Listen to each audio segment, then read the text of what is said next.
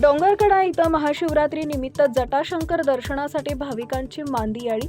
कळमनुरी तालुक्यातील डोंगरकडा येथील प्रसिद्ध स्वयंभू श्री जटाशंकर देवस्थान इथं महाशिवरात्री निमित्त भाविकांची मोठी गर्दी उसळली आहे। 13 ते 19 फेब्रुवारी दरम्यान चालणाऱ्या या यात्रेत मराठवाड्यासह राज्यभरातून लाखो भाविकांनी हजेरी लावली। 15 फेब्रुवारी रोजी पहाटे 3 वाजता महाअभिषेक झाल्यानंतर मंदिर दर्शनासाठी खुले करण्यात आले। यात्रेनिमित्त मंदिर परिसरात धार्मिक, सांस्कृतिक व क्रीडा कार्यक्रमांचं आयोजन करण्यात आले होते। भाविकांच्या सोयीसाठी देवस्थान कमिटीचे अध्यक्ष रावसाहेब अडकीने स्वतः लक्ष देत असून चोख पोलीस बंदोबस्तही तैनात करण्यात आला आहे।